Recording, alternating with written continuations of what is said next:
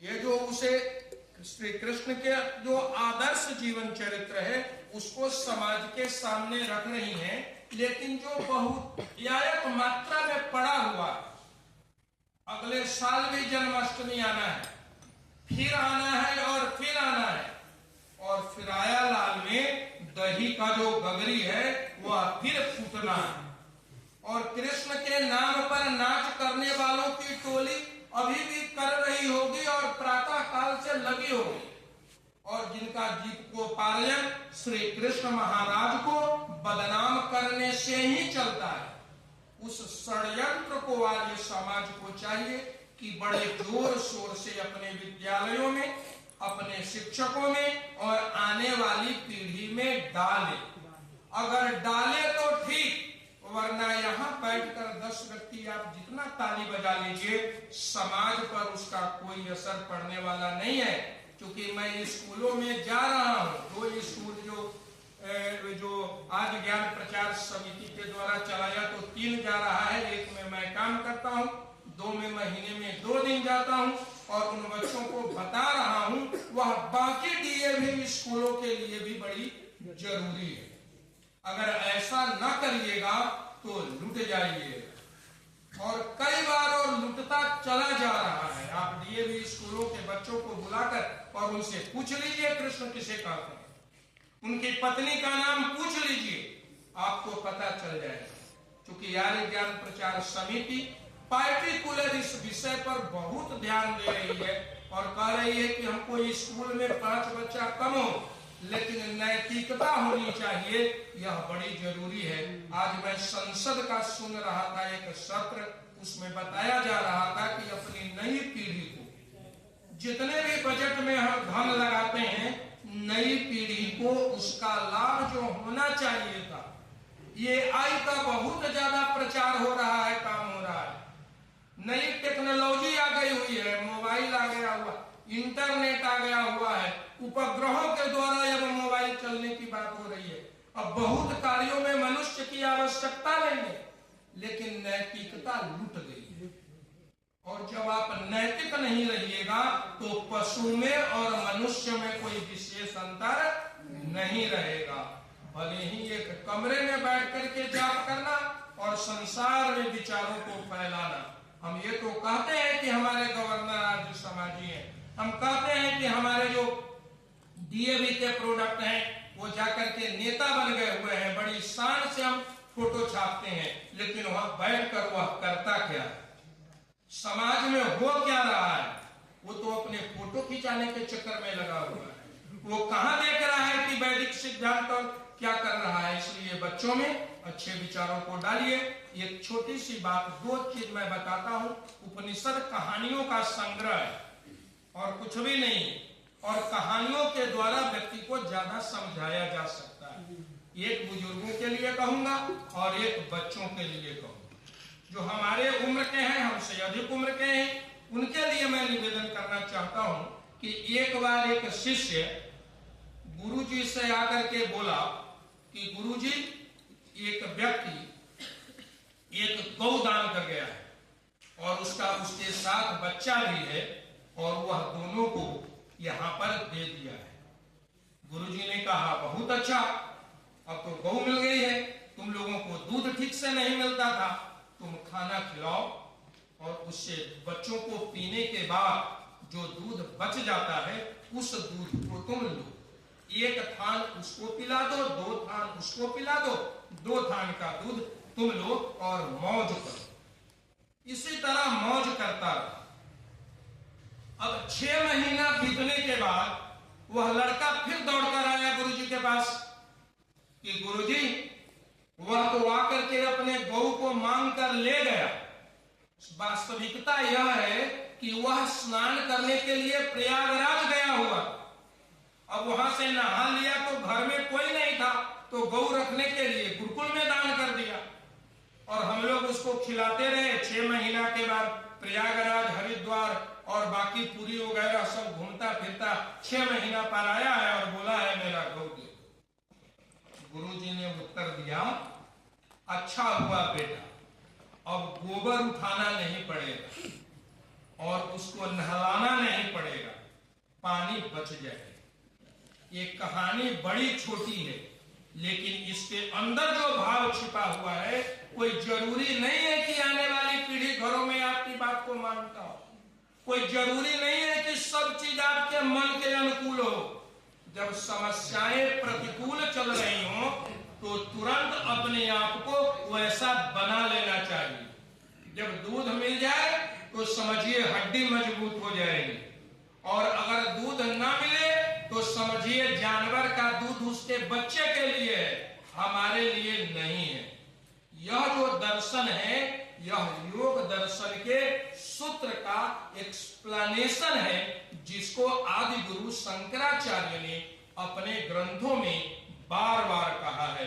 अगर बड़ी मोटे बिछावन डंलप पर सोने के लिए मिल जाए फिर भी खुश रहो, और घास पर सोना पड़े फिर भी खुश रहो, और अखबार और बिना अखबार के स्टेशन पर सोने को मिल जाए तो वहां भी खुश रहो। बस खुश रहो, यह जीवन जीने की तरीका है, और हर एक परिस्थिति में मन के अनुकूल सोच लो।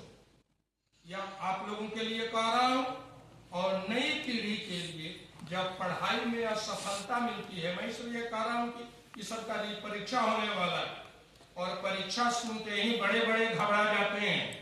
छोटा ही नहीं घबराता है, मोदी जी भी घबराते हैं कि आगे क्या होगा, और जोर लगाते हैं, अपनी एमपी को भेजते हैं, ताकत लगाते हैं। जिस व्यक्ति ने परीक्षा शब्द का इजाद किया होगा, उसके मस्तिष्क को जरूर बार बार प्रणाम करना चाहिए। तो एक व्यक्ति, एक लड़का बार बार परीक्षा दे रहा था, जिस कंपटीशन में वह सफल होना चाह रहा था, हो नहीं रहा था। उसने सोचा कि अब इस देह से क्या होने वाला है, कुछ हमसे नहीं होगा। अत्यंत हताश होकर के वह अपने घर से भाग गया। लोग जान न सके इसीलिए जंगल में चला गया, क्योंकि बहुत कुछ परिणाम कम उम्र के बच्चे लोग नहीं सोचते हैं, वो तुरंत कर लिया करता है। जैसे ही वह जंगल में भागा और दूर दूर भागा भागा चला जा रहा है, त्यों ही उसे एक कुटिया दिखाई। वह वहां पर अचानक कुटिया को देखा तो उसको लगा कि कोई व्यक्ति वहां पर होगा। पहुंचा तो देखा कि एक महात्मा जी, और महात्मा जी के पास पहुंच करके वह बड़ी जोर जोर से रोने लगा, और रो करके महात्मा जी ने कहा, बेटा तुम क्यों आया है इस जंगल में?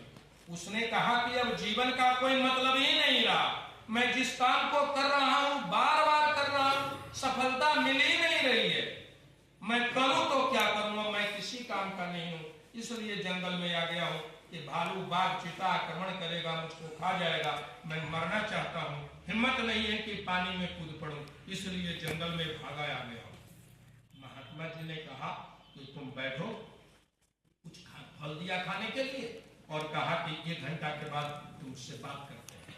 1 घंटा के बाद फिर महात्मा जी ने उस लड़का को बुलाया और कहा कि तुम बैठो, तुमको एक कहानी सुनाते हैं। अब एक कहानी से दूसरी कहानी में एंट्री हो गई।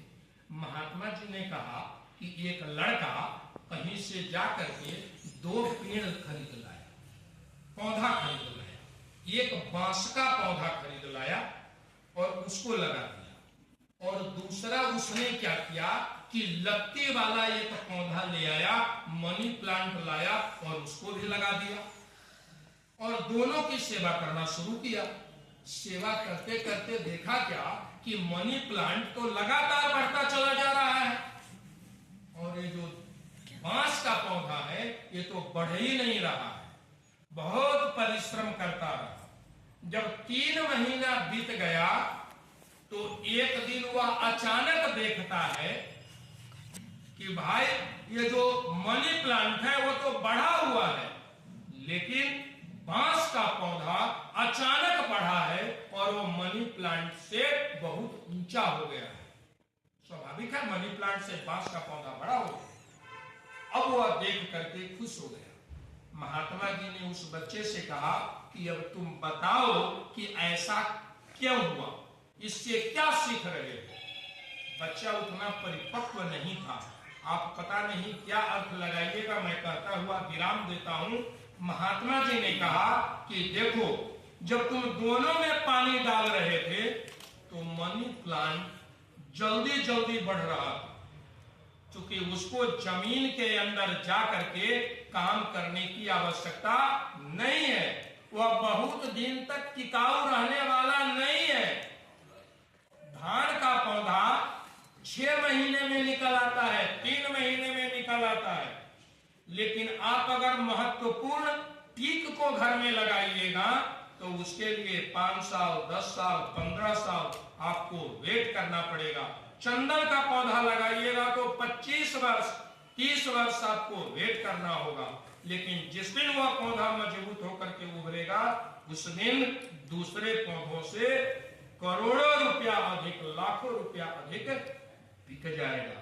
इसलिए महान बनने के लिए अगर व्यक्ति समस्याओं को देखकर हतोत्साहित होता है तो अपने तौर और तरीकों को बदलना चाहिए। उद्देश्य से कभी भी पीछे हटना नहीं चाहिए। जो लक्ष्य बनाया हुआ है इस कंपटीशन में हम बनेंगे, उसमें 100 बार मेहनत करना पड़े तो नहीं, 101 बार मेहनत करके उस लक्ष्य को हासिल करना चाहिए। क्योंकि आपने अभी तक जो काम किया है वह ग्राउंड लेवल पर काम किया है, और ग्राउंड लेवल जितना मजबूत होगा, नींव जितना मजबूत होगा, वह बाद में महल उतना ही ऊंचा हो जाएगा।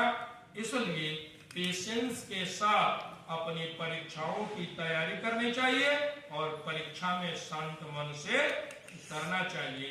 आज दोनों कहानियों के द्वारा 2 चीज आपको बताए हैं। जाहि विधि रखे राम, ताहि विधि रही।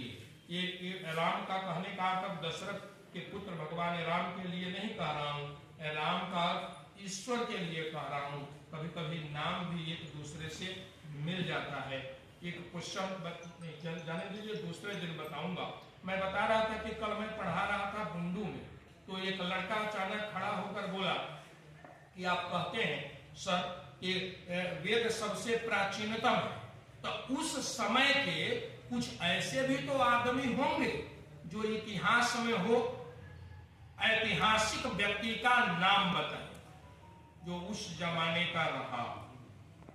तो सुन करके मैं थोड़ा सा चुप हुआ, फिर मुस्कुराया। मैं बोला बाकी का तो नाम हमको नहीं याद है, लेकिन जब वेद हुआ होगा उस समय के 5 आदमी का नाम हमको पता है, तो 5 का बता देंगे तो पंच परमेश्वर है। अब 5 का नाम तुम अपना याद कर लो। फिर मैं बताया कि जब आदि सृष्टि हुई और मनुष्य बना तो सबका अलग अलग नाम बाद में आया, लेकिन 5 का नाम था। उसमें से 5 कौन था कि एक आदमी था जिसका नाम था अग्नि, दूसरा था वायु, तीसरा था आदित्य और चौथा था अंगिरा। ये ऐतिहासिक 4 व्यक्ति हुए थे।